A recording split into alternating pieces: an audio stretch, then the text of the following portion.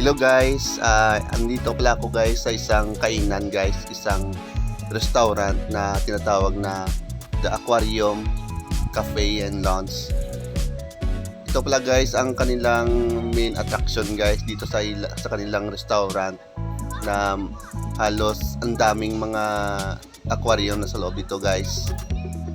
Naglalakihang mga aquarium, tsaka sa loob dito may mga maraming isda.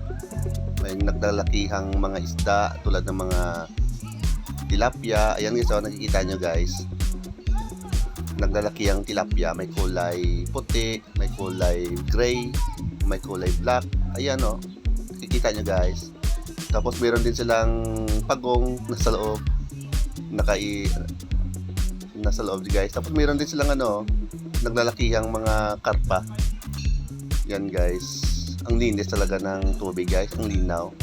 Saka sa kabila naman guys, ito guys ang ganda ng setup ng kanilang aquarium guys. Napakalinis at saka napakalinaw ng tubig. Ayan ang ganda talaga guys.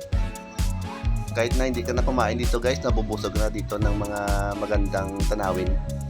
Ang ganda na paggawa ng kanilang mga aquarium.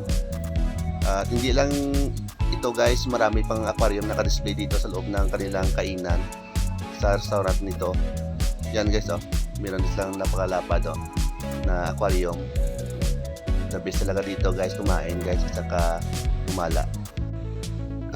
At sa pagpatuloy namin sa paglibot dito guys sa aquarium, meron din silang mga iba't ibang uri ng mga hayop guys, mga exotic tulad ng mga glider.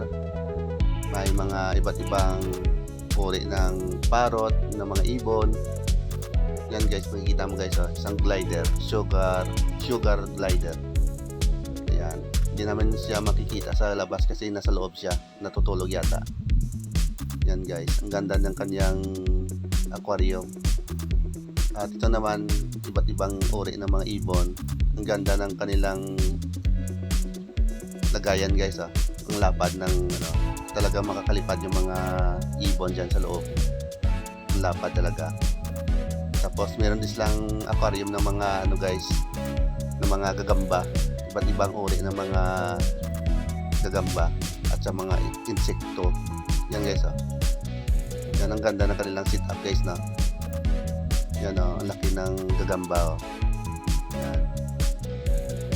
Yan. Tapos yung mga aquarium nila talaga napakalinis talaga. Talagang nilalagaan nila talaga yung kanilang alaga. Tapos hindi lang yan guys, marami pang ibang mga hayop dito sa loob ng aquarium. Yan, ganda, at saka ang liwanag. Yan.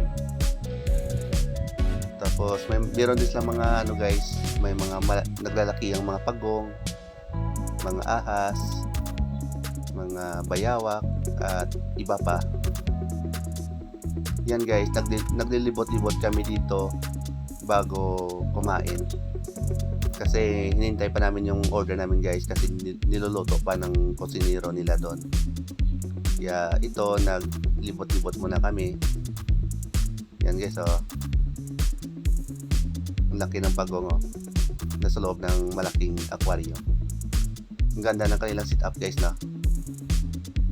napakalinis at saka napaka-comfortable.